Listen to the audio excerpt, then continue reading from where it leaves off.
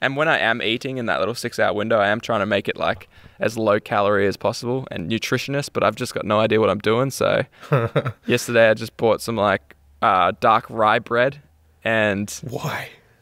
and just threw like sweet potatoes and like vegetables on it and fried it and called it a pizza. Just because it's weird doesn't mean it's good for you.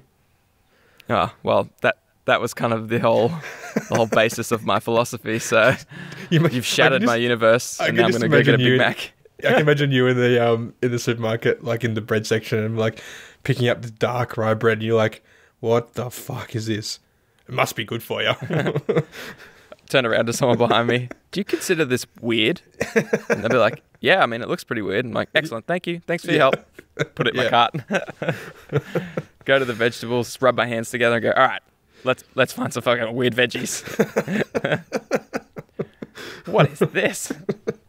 That's Man, garlic.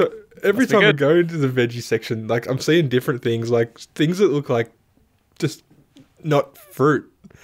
They're constantly inventing things, I'm sure. Oh, I know, man. Like pomegranates, like what the fuck is that? It's like, have you seen one, dude? They're weird. No.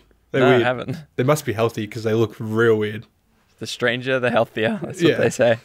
Yeah, I'm pretty sure there's someone just in there like breeding fruits together. Just Gotta like, be, what kind of creations can we make? What homunculus can we make? Yeah. So, yeah, I mean that's my life now. I'll see how long I survive. I give it 3 days tops, but yeah, so far so good. I feel good. Anyway, this has been the Hobby Homies Diet podcast. Yeah. Tune in next week for what else is weird. Eggplants, good or bad? You'll find out next week. Watch me turn up, roll up, yeah, you know I burn up. Woo.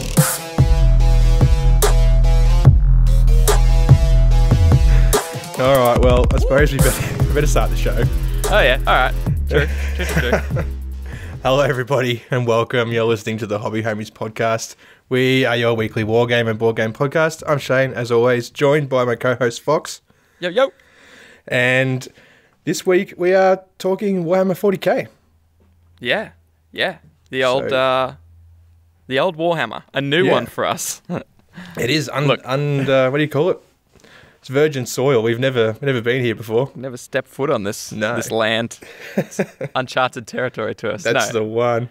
So you played some 9th edition. I did actually. I played against Dave, tournament organizer Dave, one of our patrons. He wanted to run me through 9th edition. I've been grinding, building and painting 2 Necron halves of the Indominus boxes. And you've been killing it too, by the way. Thank you, man. Thanks. I'm trying. All I've got to do to get them tabletop is run a black contrast paint over the guns and hit them with the old airbrush and give them some green glow. Hells yeah. And then I'm calling it tabletop. So I was itching. They were starting to look pretty good, and I was itching to get them on the table. So Dave was like, come over Thursday. I'll run you through some 9th games. I was like, perfect. So turns out that was really good timing because the Thursday night, a new restriction came in for down here where we can't go visit people. So that was and you have to wear masks in public too now. Yeah, exactly. How's that working for you? That's as of Monday morning. Oh, really? I thought it was as of like Wednesday. No, that's when they announced. So yeah, it's. I think they were giving people time to get masks. Ah, true. But this episode releases on Sunday. The Sunday that it's released, that midnight, everyone down here has to wear masks from that midnight. Okay. So, which is fine. I've already got mine. I'm been working at a school, so I've been face protected for many days now. How much of a pain in the ass are they? Well, I foresaw this. I foresaw the pain and the inconvenience, so I went and bought one of those ones that it's like almost like a bandana sits around your neck, and you just pull it up over your nose. Yeah. And I mean, it's inconvenient, but it's certainly not as bad as like putting a mask on and off. I just like whip this thing up over my nose and I'm good to go. So all the blokes at work, like in the truck, wear those ones because they can just like have them around their neck and just pull them up and down when they need to. Yeah. I've got one of the it's like I see people wearing those like medical ones, and I just think like that must be the worst thing wearing. Mine's a cloth one, like one of those washable ones that Caitlin's mum made for me, which is pretty comfy.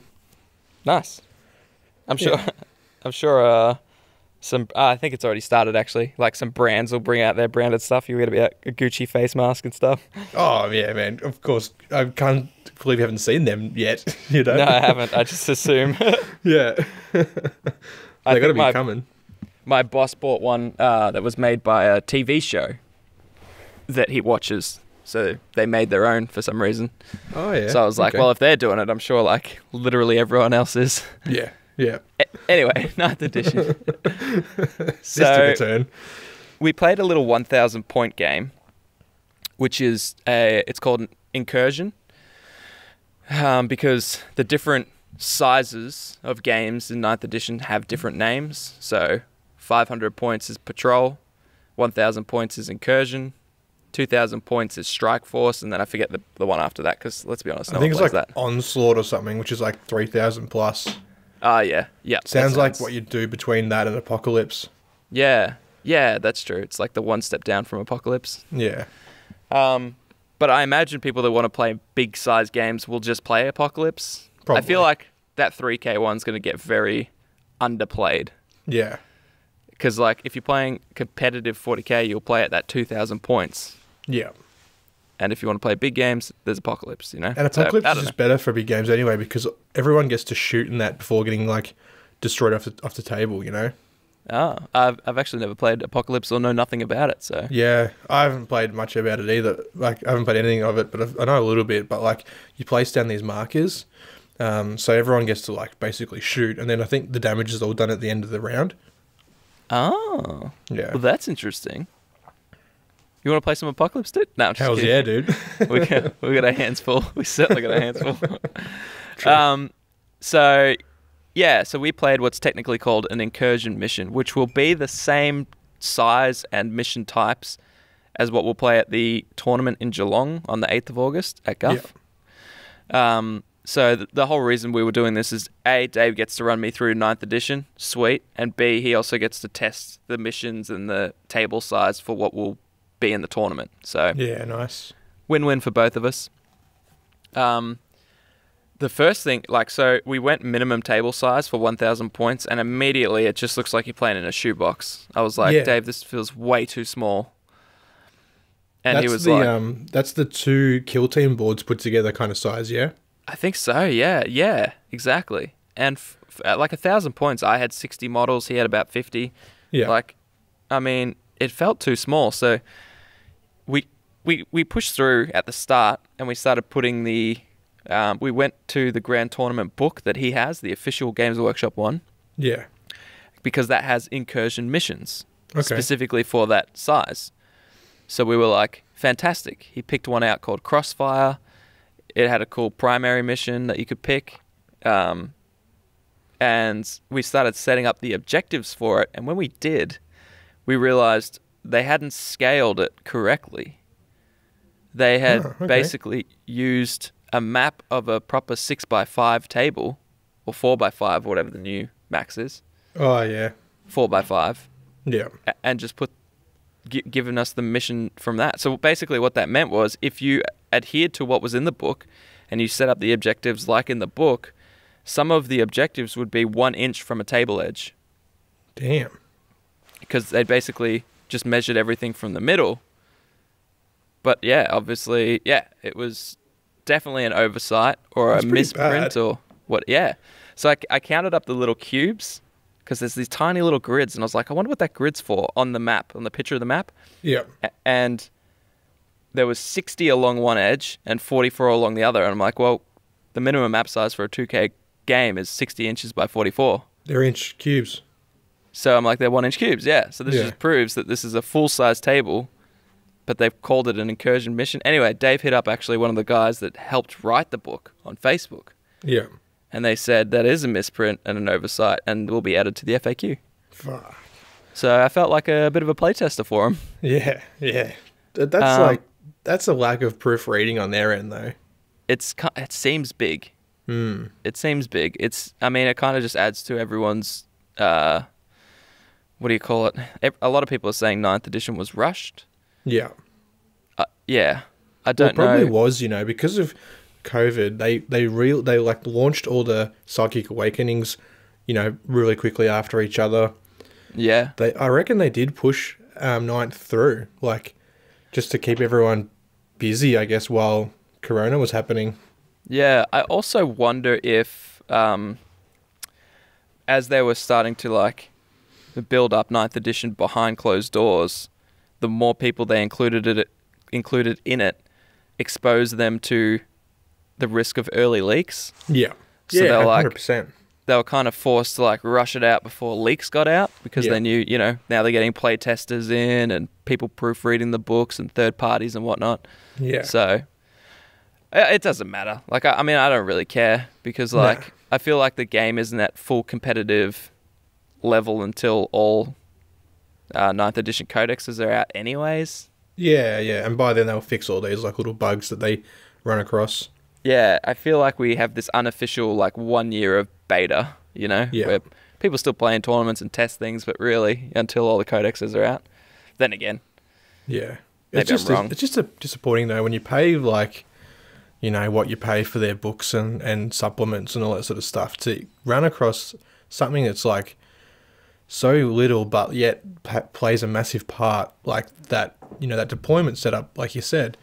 yeah, Like, it's. it I'd shouldn't- say it set us back about an hour as we Yeah. tried to like figure out what we were doing. First, we assumed we were doing something wrong because like as you would. it's in a printed book. We're like, what are we not? Is this actually a strike force mission? No, it says incursion. Yeah. Is the actual mission called incursion? And we just got it confused with it. No, it's actually in the anyways. Yeah. And we're like, what? Have we flipped the map? Are we using the wrong size? All that. And we were trying, We were like, maybe you're supposed to halve it. Maybe that said that somewhere. But yeah, no. It was just wrong. So, but apart from that, I thought I'd give my first impressions on ninth edition. Hell yeah, dude. Let's hear it. I've got some questions to ask about your first impressions after, of course. Of course. Yeah, everyone save your questions for the end. True. What do you call it? Not a spoiler. A trigger warning. I've played one game. This is literally my first impressions. I'm going to say things that are just my opinion, and to be honest, I don't care what you think. So, let's carry on. Yep. So, the first thing, my small brain had a hard time remembering what rules were 9th and 8th. Oh, man. I mean, we've struggled with that from like when we transferred over to 8th from 7th. We're I like, still, wait, can you- I still think of 7th edition rules. Like Yeah. just the other week when another month now when we were at Dave's when I Yeah. played against Clinton, I was like, hang on, is that a 7th edition rule? yeah. Yeah. So I struggled with that big time, but Yeah. it was good having like Dave's pretty well versed for some like for a completely new edition. He's pretty good. Awesome. So, I'm just trying to think of if there was anything else from the book before the game started that. Yeah, no, I don't think so.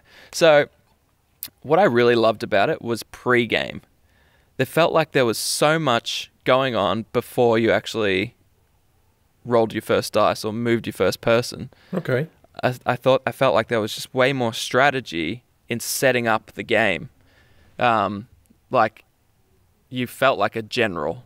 Yeah. You know, you didn't feel like someone just doing the, you know, I better put these units down so that we can start the game. It felt like, no, the game started before we've even put models on the table. And what I mean is, like, first of all, you don't know who's going first. It's actually a just genuine roll-off at the end of everything. Okay. There's no Do you plus get- do you one get- if you...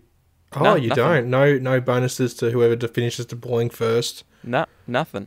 It's just Wow. a straight roll-off, which really causes tension when you're putting units down because you can't put something down aggressively because you're like, well, I'm going on turn 1, so I need to make sure I position things to get in range. Yeah.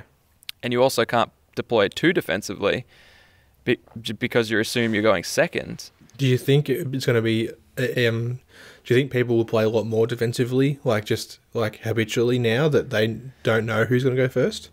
I think, I think so, possibly. In general, certainly more defensive than they probably would have in 8th. Yeah. Because the first round of the game, no one can score primary points. Okay. Sorry, I should say nobody can score victory points from the primary missions, which is actually the main source of points. So I think because you don't actually have a lot of points to gain on turn 1, or as many as the other rounds, potentially people will play a little bit more defensive and not risk putting their units too far up to capture these objectives that don't actually matter until the next turn. Yeah, right. But then again, if you play too defensive and your opponent, it's all about board control as well, so you can't really afford to. So, I mean, any time there's tension in a game, like with board games or war games, it brings good balance. You know, you always want your choices to have a good and a bad. Yeah.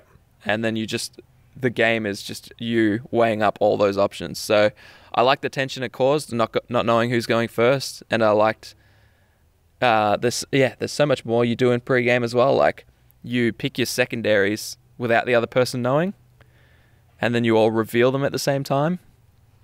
Okay. So, and the secondaries, so are they like Slay the Warlord and all that sort of, like, in ITC? So there's the primary missions are all the rules are very similar to Frontline Gaming rules because they were co-written. So the primaries are hold 1, hold more, and I think kill more. Yeah. Or is it hold 1, hold 2, kill more? Gosh, I should have written this down. That's all right. So, and they're the big boys. They're the ones you get 5 victory points each for, which is huge. So the maximum you can score is 100 points. Yeah. But like half of that comes from these primaries. And from the look of the secondary missions, they're a little bit more difficult to, actually max out your points on.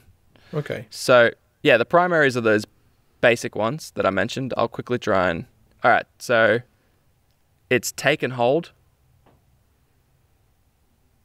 Nah, I'm not going to try and read that on the fly. No, But it's all good. It's, hold 1, hold 2, and something else. Yeah. So that's your primaries. And then secondaries, like ITC, you pick them from a massive list of different secondary missions. And they're all from different categories, like Purge the Alien or whatever. Okay. And so each one of those categories, I think there's 5 or 6, you pick one from.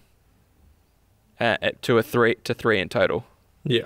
So there's a huge variety of like different ways to play the games just with the secondaries. Like, you kind of look at your opponent's army, you look at yours, you look at the primary missions and where the objectives are, and you choose based on all that information what secondary missions you want to nab. So, and then you write them down and keep them in secret. So, for example, I had one where I got points if I got 2 points if I was in 3 of the table quarters at the end of the turn. And I got 3 points if I was in all 4 table quarters. Okay.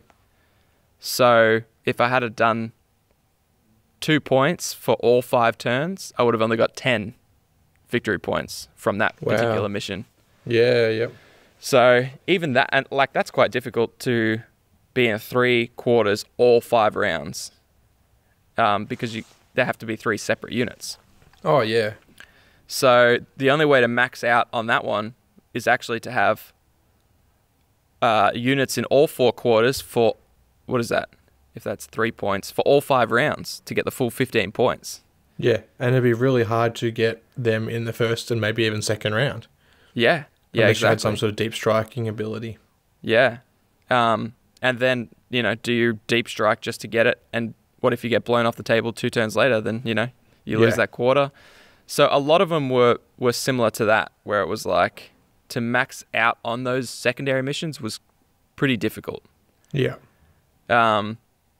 So, but which I thought was just really cool. I liked the idea that it was not just there didn't seem to be any secondary missions that were like auto includes. Okay.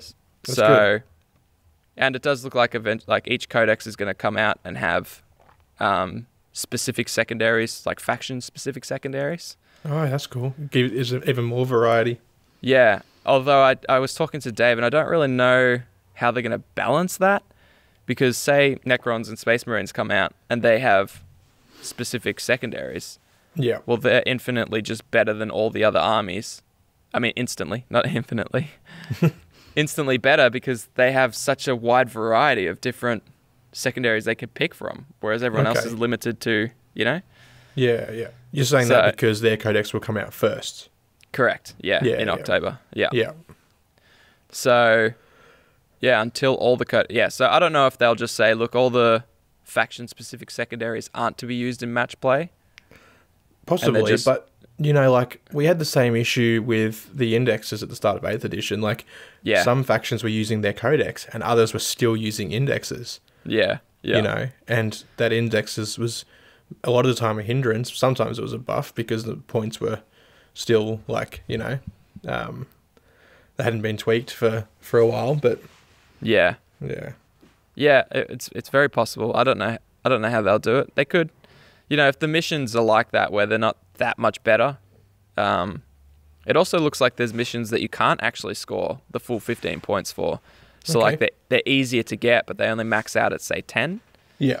So that's a cool tension as well, because you're like, well, do I pick something that could get me 15, but I might only end up getting 6 points for? Or do I pick a more likely 10, but I can only get 10, you know? So that part of the game felt great. You know, like the game hasn't even started yet, and you still have to pick all these things. You don't know who's going first. You can put things into strategic reserves. It's not a special rule. It's just for anyone that's battle-forged, any army that's battle-forged.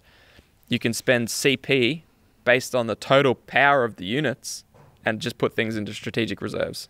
Okay. So that's very cool. Yeah.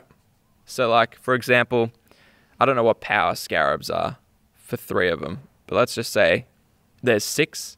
Say there's 6 power for 6 scarabs. I think they're like 2 power for a 3. Okay. Unit of 3. So basically for every 10 total power, it costs you 1 CP. Okay. So you could throw 5 units of scarabs in reserves for 1 CP. Wow. See, that sounds like real cheap, but CP is harder to get in 9th now, yeah? I would say it depends. For a lot of armies, it's actually much easier. Okay. It's only the armies that could like easily make 3 battalions that are really hurting, or I would say more than 2 battalions. Like orcs and guard. Yeah. So I mean, it might hurt for them, but for everyone else, it's a pretty big buff. Okay. It's nice and balanced too. Everyone just gets 12. Plus, actually, you get an extra 1 every turn, which you really do notice. Yeah. That's at the strike force level. With the incursion mission we played, you only get 6 to start with. Ooh. So yeah, when you're putting things into reserve, you've got to be very careful because you only got 6. Yeah. However, you can never put more than half of your... You know, you always have to start with half of your army on the table. That's still the same. Yeah. So, because you don't have a lot of units, you can't really put too much aside anyways. I only just put 1 unit of those Scorp Tech destroyers in reserves because I was like, meh, I'll create some pressure.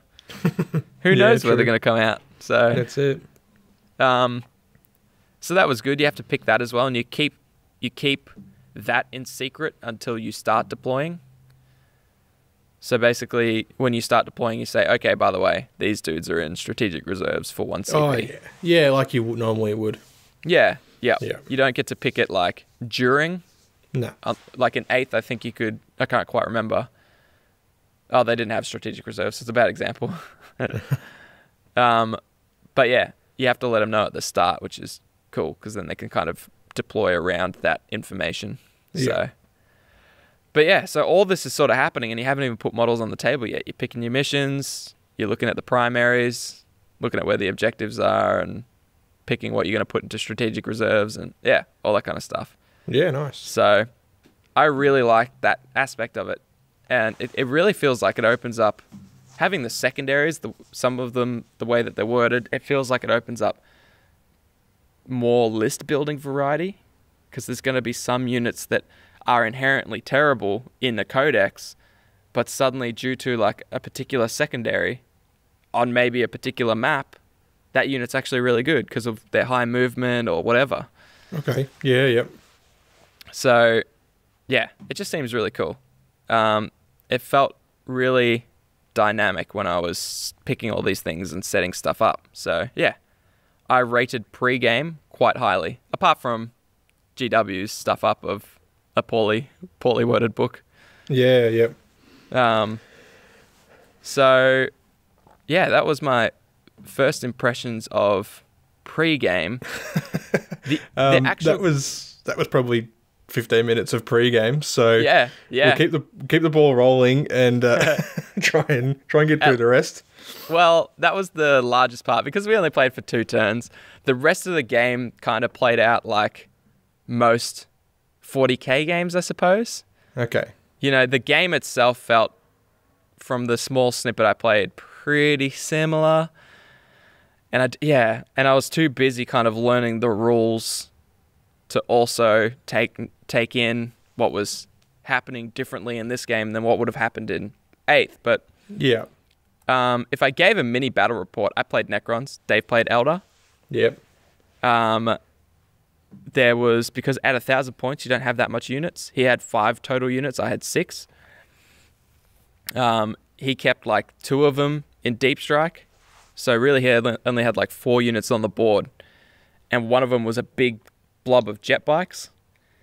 And so I kind of spread out my Necron warriors. I had 30 of them. So I put 10 on my left flank, 10 in the middle, and 10 on my right flank. Because I was like, I actually don't know where to go. So yep. I'll spread the metal boys out. Plus I had that objective where it's like get into every table quarter.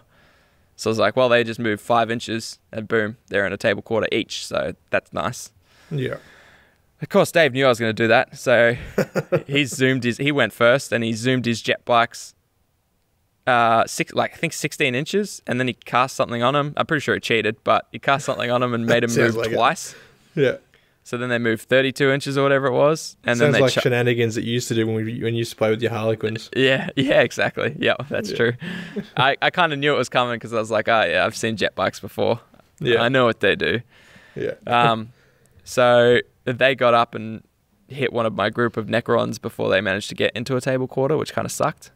Wow. But I knew that because he put those jet bikes on one particular flank. That's where I put my 12 scarabs as well. Yeah. So I was like, hopefully these scarabs will be able to screen these crons. Never got a chance to do it because the jet bikes got up there before I even had to move. Jeez. Which was crazy. And probably attributed to the... Well, I mean, we ended up playing on the bigger board size. I can't remember if I said that. We looked at the shoebox and we went, it's just too small. Oh, no, you didn't say that. Yeah. No, we gave up on the shoebox. Yeah. And we went to a 4x4. Okay. Which honestly felt like the perfect size. I feel like the game should be played on that at incursion level. Yeah. I know why they made these board sizes, because they are the size of 2 kill team boards. It's just more stuff that they can sell, I think. Yeah, that's true. It's convenient for those who have multiple kill team sets with all the expansions and different boards and that, because the boards are great, don't get me wrong. Like, the print on them's awesome. They're nice and conveniently sized, but to build a whole game size around that, it's interesting. Pretty bad. Yeah. I feel like they tried too hard to stick within their own realm of scaled. Yeah. Yeah. It was interesting. Yeah. And maybe at that level that's how they wanted incursion games to be played, where it's just like everything's dead by turn 3. It's supposed to be quick. True, that's true. Possibly. It's not really an accurate representation of, I think, what most 40k games, what people envision in their head a 40k game looks like, strategy and positioning and all that kind of stuff. But yeah, I don't know. It certainly felt right on a 4x4. I had a lot of fun. Yeah. It didn't hurt him because his jet bike still got a turn 1 charge off. So. Oh yeah. But yeah. And then after that, I think my scarabs got pretty lucky when they fought his jet bikes and ended up wrapping the jet bikes up a little bit. Nice. I used that stratagem that I learned from you where it's 1 CP and you can blow up a scarab. Oh, yeah, for a mortal wound. Yeah. For, D3 mortal wounds. Oh, big. Yeah. So on a 2+, you spend your CP and then you roll a dice, and on a 2+, scarab blows up and you do D3 mortal wounds. Yeah. My scarabs weren't going to do much work with their melee attacks against these jet bikes. So I thought, every chance I get, I'm just going to blow up a scarab. Yeah. So I did. And the first time I blew up a scarab, I was like, all right, so I just need a 2+. And Dave said, so that means you'll roll a 1. And it was all over after that. Of course I rolled a 1. Yeah. Yeah. So, but every turn after that, I managed to blow up a scarab, Nice. which, eventually dwindled out his jet bikes over time. And then the big part of his units were off the board. He managed to bring them on. It was like a big blob of 20 Guardians or something. Oh, yeah. And I managed to, he brought those Guardians. He shot with them, charged, knocked me off an objective in my own deployment zone. And I thought I was done. I thought, that's it, I'm Cactus. There goes my deployment zone. He's got 20 dudes in there. He's killed a bunch of stuff. But then I managed to bring in, through my strategic reserves, those, what do you call them? Scorptex? Yep, the destroyers. The destroyers, yep. They got a 11-inch charge off. Wow. I think they needed 9 inches, but I rolled an 11. Yep. And those things came in and absolutely minced 20 of his Guardians. Jam. So, I used the we have a fight twice stratagem. Yeah. So they fought twice and they just chopped them up. I was like, God damn. Hells yeah. I got pretty lucky with rolls when I was killing stuff. And to make that charge, that was the game, really. Because once I killed the jet bikes and that large blob of 20, yeah, it was pretty much done. So Yeah. What else did he have? Just some characters or? yeah, so he had a character riding around on a jet bike. Yeah. Which he was forced to kind of keep back to stay on an objective. So he couldn't go up with the other jet bikes. He had I forget what one of those big vehicles are. Like a tank or something? Yeah, one of those tanks. You know those Eldar tanks? Yeah. Transports. He had one of those, which was just sort of sitting at mid-board, kind of holding a bit of a presence and shooting stuff. Okay. But yeah, I mean, Necrons are pretty durable. I got real lucky on a lot of reanimations. In fact, I think I had one squad go down to 1 guy and then it brought it back up to 7. Nice. So out of my 9 dice, I rolled 6 5 or 6s and brought them all back. Yeah. So that was nice. They kind of mitigated that big vehicle that was shooting at him. Yeah. He also had a big 5-man blob of Wraith Blades, which are really strong melee dudes. Yeah. But they're quite slow. So they walked up the middle of the table, but then I deep striked in behind him with my Scorptech Lord and 3 more destroyers. Oh, wow. And charged one of his characters. So they had to turn around and countercharge. Yeah. And the Scorptech destroyers did just that. They destroyed his main character, his Warlord, Nice. on turn 2. So yeah, he lost his Warlord, his Guardians, his jet bikes, and those 3 things then got locked in combat with my destroyers. And it was all over. How did this Destroyer Lord go?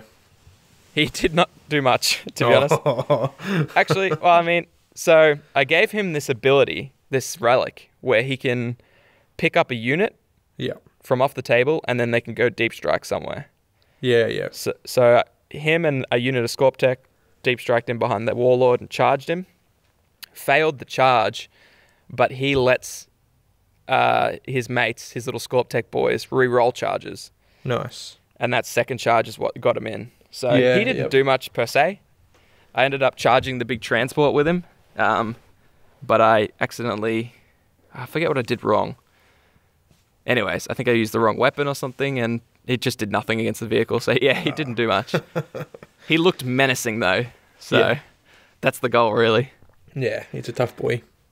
But I mean, oh man, it was so much fun. It was just nice to play 40k again. 9th edition seemed pretty intuitive. Yep. Except for a morale phase, I still got no idea how that works. Dave was like, roll 2 dice, subtract 1. How many guys did you lose? Add that to the price of a can of Diet Coke.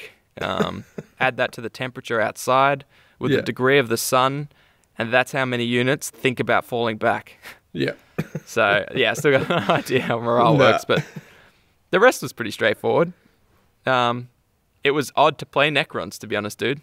Yeah. I felt like I had borrowed your army, and I was like, now I got my Necron warriors, which I know for a fact have this weapon at this range but memorize Shane's army as well, so that helped. But the scarabs just feel so cool. Yeah. It's good that you got a fair few of them, hey? Man, I got bulk scarabs. They just feel really strong, like 10-inch moves, 4 wounds a body now. Yep. Yeah, they got no save whatsoever, but 4 wounds. So, like, they can just get onto objectives and wrap things up, you know.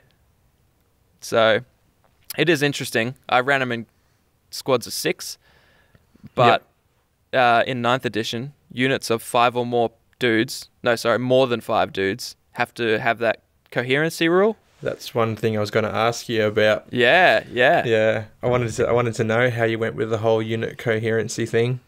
I think overall terribly, but Dave's pretty forgiving. So okay. I would like remove units that died, and then he'd be like, "Well, technically, like, if you left them like that, these 2 would now die because they're not within 2 inches of something within 2 inches. Yeah. They're not within 2 inches of 2 people." I was like, "Oh, goddamn!" And yeah, honestly, every time things died, I messed that up. Yeah. And so he was like, "What you should do is remove this one and leave this one here, and then they're all in coherency." I was like, "Thanks, bro." It just reminds me of this meme that I saw the other day. It was like these 2 space marines, or 3 space marines, sorry, and they're like, "Brother, you've fallen behind. You must hurry up." It's like, "Sorry, brother, I was reloading." And he's like, and he's like starts like fading away, like disintegrating. So like, yeah, I was reloading. yeah. That's so true. It's like you're out of coherency by like 2 steps, and it's like you Yeah. just vanish. Like Thanos snapped, dude. You just turned to dust. like you can see your bro behind you that you've trained with since you were, 9 years Yeah. old, and he's just Yeah. slightly too far away. Yeah, look, it's a very gamey rule. It's certainly not an accurate. Nah. It doesn't reflect war at all. Nah. It's definitely just for some sort of balance, or it's very gamey. Yeah. Yeah. So it's funny when people complain about people that play the game very gamey. Like you're not playing it like it's a battle in the 41st millennia. You're playing it like it's chess. Yeah. Just using yeah. And I'm like, well, the game is written like that now. That's right. Yeah. Like, yeah, it really doesn't make any sense. The No, guy's you more think- than I think like maybe they should like not be able to shoot or something like that. Like they have to Yeah. like move back into coherencies. I'm pretty sure that's how it used to be. yeah. It was very forgiving. I remember yeah. that, and maybe that was the problem. It used to be too Yeah. forgiving, but True. oh man, yeah, I don't know. It's interesting. So because I was taking units of 6 scarabs, Dave suggested to knock it down to units of 5 because then I don't have to worry about coherency. Like Yeah. they just have to be within 2 inches of one others, so I can like fan them out, spread them out, daisy chain them a little bit. Yeah. And I was like, oh, that's pretty good. However, because I was charging and then blowing up one every time, they were always down to units of 5, so Okay. Yeah. kind of worked out anyways. True. But yeah, that's something that you constantly have to check. Like every time you move things, every time you remove models, sometimes I'll be like, oh crap, here we go again. Dave, these aren't in coherency. He'd be like, that's fine, there's only 4 of them. I'm like, oh yeah, that's all right. It's Yeah. only if there's more than 5, then they're going to be within 2. Yeah, it was, yeah. It It's a sounds bit like there. just another thing you got to try and think about. Yeah, I'm sure it will become second nature after like 100 Yeah. games, but until then, it was a lot. Yeah. But yeah, so the game itself seemed very quick. I liked that, but I mean, it was 1,000 points, so maybe that's a byproduct of the actual size and not the rules. But yeah, it felt cool. Yeah. I liked it. Awesome. Feels like a lot of strategy that it's going to take people months to iron out, which resetting the meta was much needed and feels very good. How did terrain play a part in your game? Because you know how they have the new like terrain feature rules. I guess you call it. That's actually a Categories? great question because Dave had his terrain laid out very thoughtfully, and he had little pieces of paper that said what the terrain was. Yep. But for the most part, I would say it was like 8th edition. We kind of there was no time where terrain mattered. Okay. And I think that's because he had jet bikes, like, melee units. I had scarabs and scorptex and all this kind of stuff. We were Yeah. deep striking a lot. There's not a lot of time that things were actually in cover Yeah. or got cover saves because they were getting hit by melee or stuff. So I think for that game, either I forgot to use terrain as intended, or it just actually didn't come up. Okay. Yeah, I think fair enough.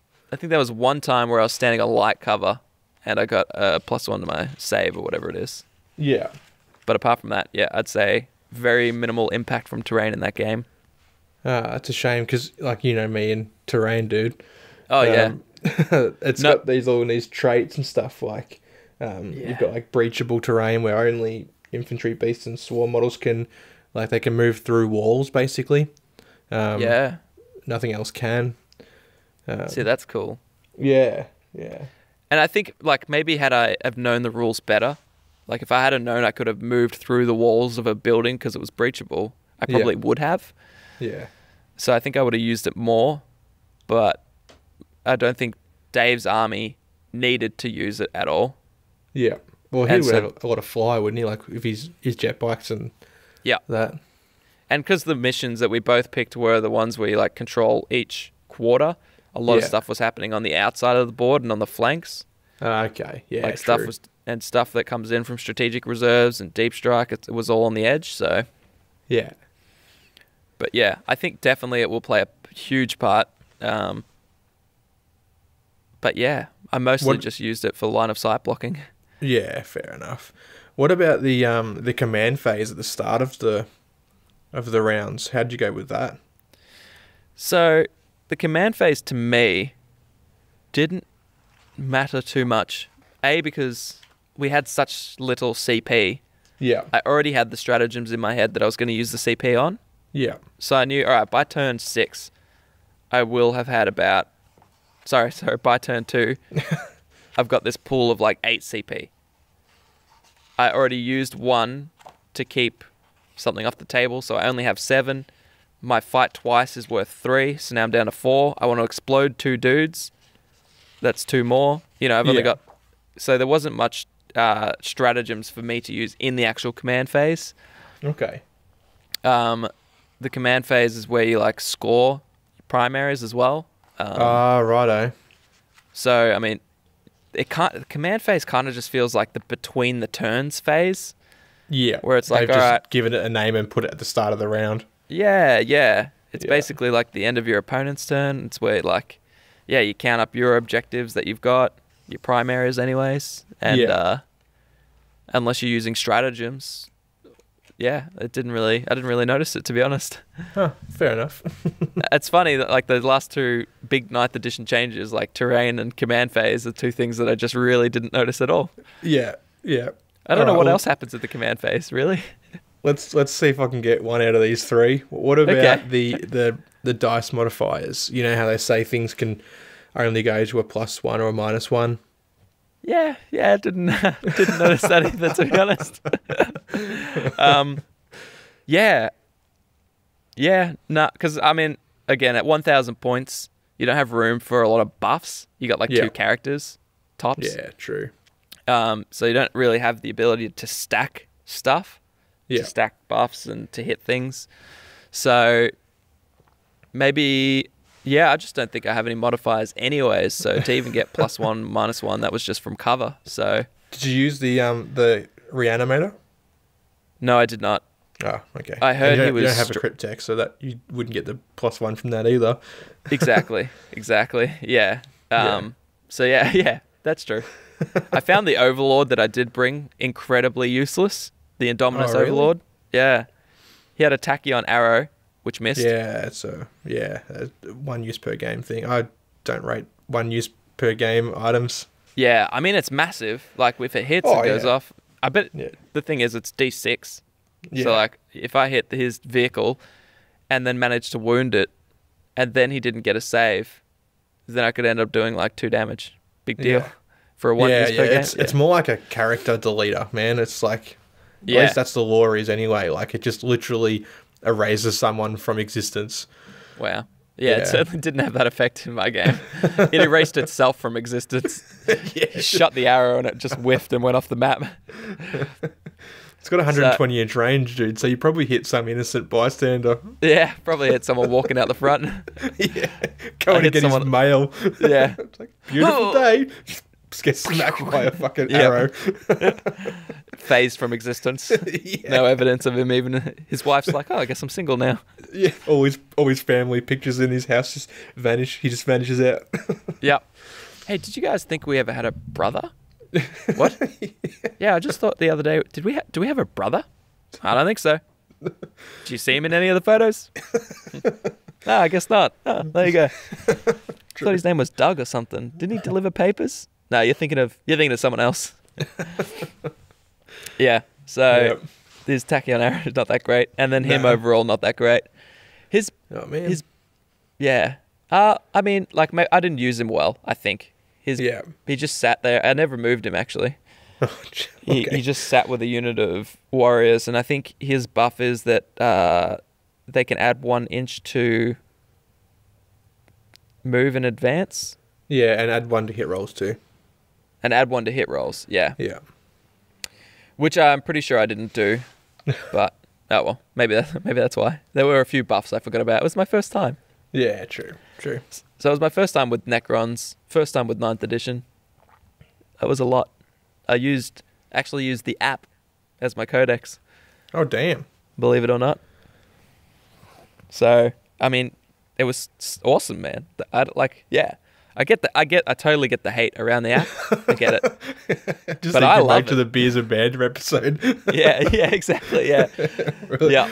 Oh, now you're like, everyone, get this app. Hey, guys, what are you wasting your time for? Get this app. I mean, it's certainly worth it's not bad now that you have like literally every codex. Yeah. And everyone's quick to remind me, you only get 8th edition codexes. So I'm quick to remind them all the codexes are current. Yeah. So therefore it is now a 9th edition codex until their 9th one comes out. That is true. That is so true. for now, for at least 2 months, you get literally every codex for free for $7 a month. So I'm like, well, I'm at least going to do that. Yeah. That'd be crazy not to. And I still think like having access to the stratagems and psychic powers digitally Yeah. works way better for me than buying the data cards. So I'm like, well, if I'm spending $100 a year on this app, but I'm saving $120 buying data cards for 4 different armies, Yeah. then in my head it's worth it. True. But I don't know if those stratagems and psychic powers that I have access to now, maybe they won't be available. Like it's part of the codex, you know? So like Yeah, when the 9th yeah. edition codex comes out, I can't just access the stratagems for crons. No. I got to then Things buy the might codex. change. So yeah, it still remains to be seen, but right now it's good value at least. So I'm a snag Yeah. it.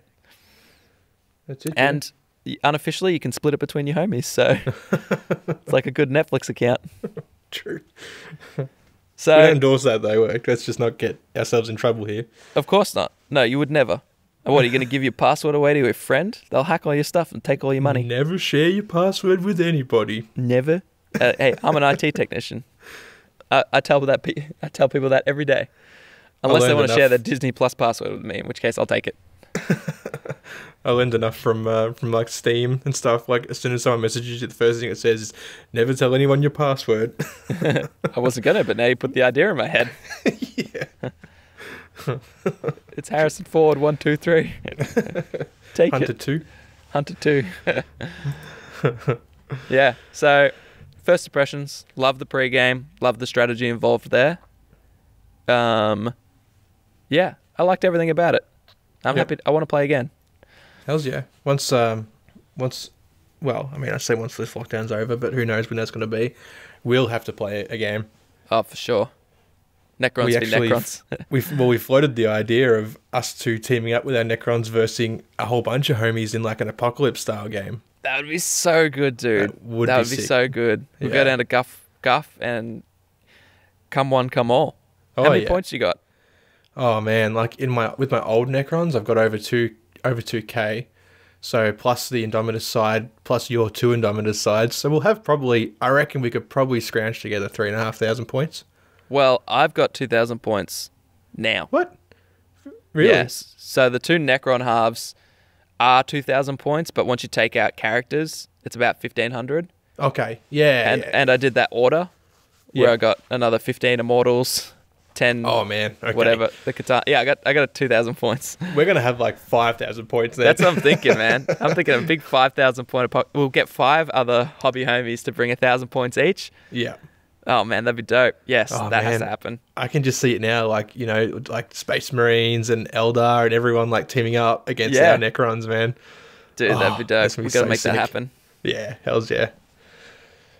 Hells yeah. Once we can, you know, get out of this lockdown shit and back to, you know, a good group at a friendly gaming store, then we'll be laughing. Yeah. Yeah, sick. Yeah. All right. Anyways. Well, that was a ripper of a battle report, dude. I'm glad that you won. Yeah, me too. Man, I get bragging rights. I've only played Dave once now and I beat him, so Yeah. I'm pretty much just never going to play him again and hold that over his head. That's it, dude. If you don't play him again, then you just keep that title. Yeah, that's true. Oh, guess I'm never playing Dave again. I'm going to savor this one. I'm going to send him texts every day and be like, hey, what do you reckon of Necrons? They seem pretty strong, man. Certainly better than Elder, or was that just our game where I won? True. Oh, true. Bless me, COVID. Yeah. All right. Well, next week, we doing a live episode? Live episode, man. Yes, I'm We're doing a so live episode, pumped. dude. Hells yeah. I'm So- even going to not adhere to my diet on that particular day. I'm going to just have beer, many beers. Nice. Yeah. So, So 7 o'clock Wednesday, Yes. jump in the Discord. The live channel will once again reappear. Yeah. You'll be able to jump in there. We'll be in there shortly after, once we get everything ready on our end. So that's Wednesday, the 5th of August, 7 p.m. Australian Eastern Standard Time. All That's are the welcome. Yeah, everyone's welcome. If you haven't already, make sure you do jump in the Discord. You can find links on hobbyhomies.com. There we also have links to other things like our socials, Patreon. You can even write us an email if you feel like it. Our Patreons go a long way with supporting us. Like, they help us produce all these new episodes, 2 episodes a week actually, giveaways, journey into series, and we honestly couldn't thank them enough. You're not going to tune in or anything, dude. What's that, sorry? Oh, God. Okay. Oh, sorry, Well- you're still here, dude. Yeah, dude. You know Just what, hear my... you from the other side of the bloody house. I was just making a coffee. I thought we were done. My low battery on my laptop came up and I sprinted to plug it in. Okay, yeah. Fair enough. I was so panicked. I was like, oh, well, that would have been a very unfortunate event to get to the end of the episode and then to lose the audio file. Oh, true. My bad, homies. True. That's all My good. bad. So, as always, we like to give our patrons a special thank you and a shout out. So, we've got Final Dinosaur, the OG from Belgium, Foggy Highway, our wise old wargamer, Churchy, the man behind the magic, and the Void, who's not here currently. He's in lockdown. Tournament organizer Dave, wet palette enthusiast Rory, new hobbyist Caitlin, and we've got Brett from the TCG podcast, Clinton from Board Games for the Board, and Joe, I don't want one of those painted dollies. Panella. Yeah. Penelope. My boy Joe's been popping off on the Warzone. I fear he's going to drag me back into video games. Don't let him, Shane. I need to paint these Necrons. I could try, but you know, I'm only a man, dude. Plus, you also said the other day I've downloaded Warzone, so What? didn't you? I said no such thing. You're not helping. Shane. Man, I'm so pumped for the live episode. We'll do our usual jam as well, as in freebies, prizes, games, beers. Hells yeah, dude. We should buy someone beers. That can be one of the prizes. We'll see. We'll see. Well, it depends who wins it. You got to be over 18. That's true. Yeah. If Test Dummy wins it, it might just sit on his shelf for 6 years. True. Cool. Let's Alright, get out, guys. dude. It's a sunny Yeah. Saturday. Let's get it. It is. I got some gardening to do. Oof. Do you like gardening? You enjoy that? Yeah, I do. That's good. All right. Let's skedaddle. Yeah. All right, guys. Thanks for tuning in. Wednesday, 7 p.m. Australian Eastern Standard Time. We'll be live. Peace.